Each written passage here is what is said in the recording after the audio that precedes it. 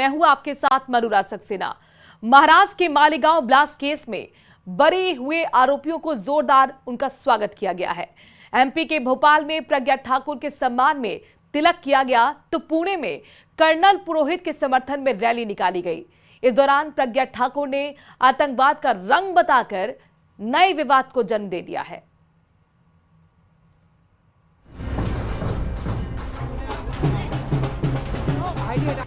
स्वागत की ये तस्वीरें दो शहर से आईं, लेकिन दोनों तस्वीरों के बीच एक गहरा रिश्ता है। एक तरफ साध्वी प्रज्ञा है तो दूसरी तरफ कर्नल पुरोहित हैं, जिनका मालेगांव ब्लास्ट केस में बरी होकर अपने शहर पहुंचने पर जोरदार स्वागत हुआ। मालेगांव ब्लास्ट केस में बरी होकर भोपाल पहुंची साध्वी प्रज्ञा के नाम से जयकारे लगे। अबे आएगी चल लो यार, बाइक नहीं हो रही अभी। उन पर फूलों की बारिश की गई, सम्मान में तिलक किया गया, उन्हें मिठाई खिलाई गई और फिर आरती उतारी गई।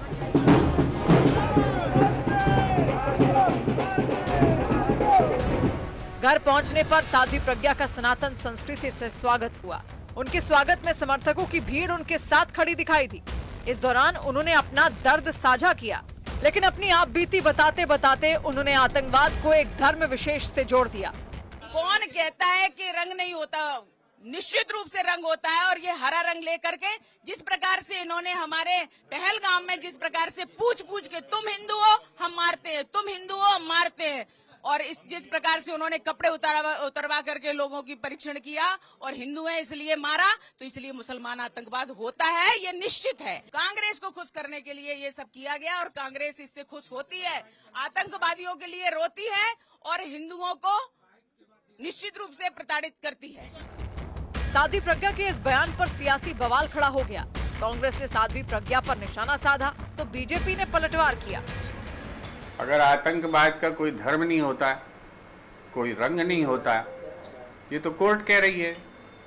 साध्वी जी अलग से क्या कह रही हैं? ये तो अदालत कह रही है। अदालत ने अपने फैसले में कहा है। तो फिर जो है बम्बई ब्लास्ट में धर्म कहाँ से आ गया? पहलगाम में धर्म होता है, मालेगांव में नहीं होता है। प्रज्ञा ठाकुर जी ने बड़ी यातनाएं सही मालेगांव मामले के अंदर, और ये ठीक है उनकी बात। वो पहले भी कह रही थी कि वर्तमान प्रधानमंत्री नरेंद्र मोदी जी का, माननीय मोहन भागवत जी का और योगी आदित्यनाथ जी का नाम लिया जाए, लेकिन सच्चाई ये है कि उनकी कोई इन्वॉल्वमेंट ही नहीं थी।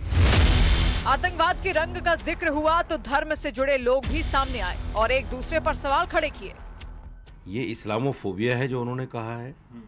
सवाल ये है कि जो दूसरे धर्म के लोग आईएसआई को जानकारियां देते हुए, हिंदुस्तान की लूपोल्स बताते हुए पकड़े गए हैं, उन पर केसेस चल रहे हैं, तो क्या उनको लेकर हम हिंदू आतंकवाद कह दें? कांग्रेस जो अपने सरकार में वो चाहती थी कि इस्लामिक आतंकवाद की तरफ से ध्यान भटकाने के लिए कैसे एक हिंदू आतंकवाद और सनातन आतंकवाद और भगवा आतंकवाद को एक गढ़ा जाए, और वो गढ़ने का प्रयास किया, जिसका कमियाजा खुद कांग्रेस भुगत रही है।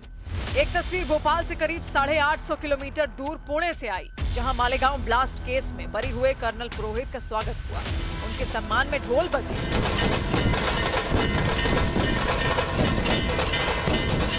उनके सम्मान में रैली निकाली गई, उनके समर्थन में नारेबाजी हुई।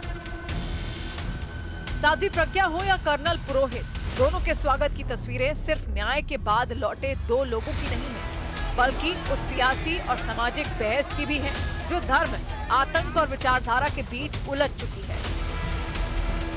भारत माता